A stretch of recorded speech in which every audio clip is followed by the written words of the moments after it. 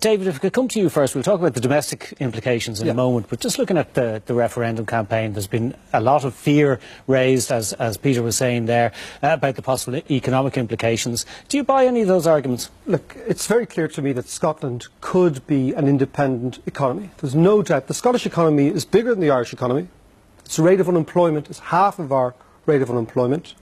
It has oil. We know it has oil. Its population structure is actually quite young in comparison to other parts of the UK. So this is a substantial economy that could survive on its own without any real problems. That's the first thing. There are issues, but it could survive on its own. That's the first thing. It could even thrive on its own. So you're talking not about a bit of the United Kingdom. What you're talking about is an economy that is 190 billion euros GDP. So it's big.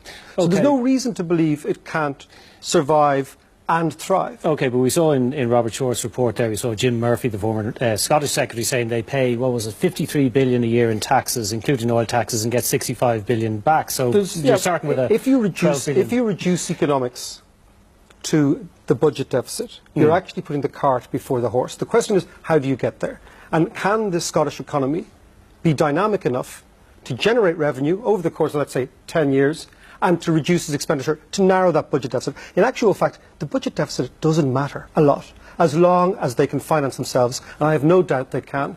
So I think that people have to stand back and see what is happening in Scotland is you have an economy and a country that going independent now is probably the best time they could ever do so, because for the next 40 years they have oil revenues, and substantial oil revenues, and they will probably deploy an investment strategy to attract in multinationals like our own. Their wages are much lower than Ireland, one of their main competitors. So if you actually take yourself out of this campaign and think, can this entity not only survive but thrive, there's absolutely no reason to believe it can't. What we're getting now is a very clear policy of scaremongering on the part of the establishment in Westminster, and by that I mean the political parties and the corporate bloc, because they don't want change. OK, well, let's take it as read that there might be scare tactics being used. We certainly have seen that in other campaigns. But at the same time, if you're going to end a 307-year relationship, there are going to be complications, and particularly over currency. There's no doubt. There's no doubt there's going to be complications. But that's the negotiation. That's the negotiation process, and it will be long and it will be very, very difficult. But take the currency option. The currency is the one that everyone's going on about. And I even saw Mark Carney, the Bank of England governor, coming out yesterday and saying having a currency union between Scotland and England is anti-sovereign. Now, that's a ludicrous thing to say. There are dozens of countries that deploy the currencies of other countries. For example, and they don't even have to be in any way connected. For example, years ago, and I worked down there, Bulgaria in 1996 decided to, in effect, peg themselves to the dollar. And they could do it.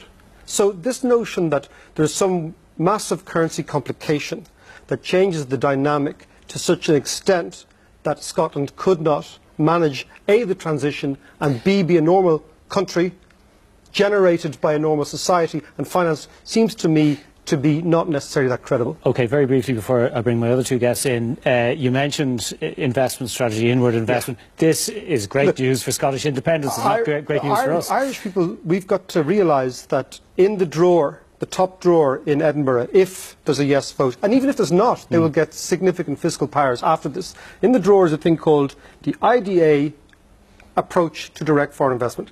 And the Scots are just going to take it out and put a massive big cross of St Andrews on it, exactly the same policy. And the Nats have been talking about this for a long time. Salmon has been talking about it for a long time.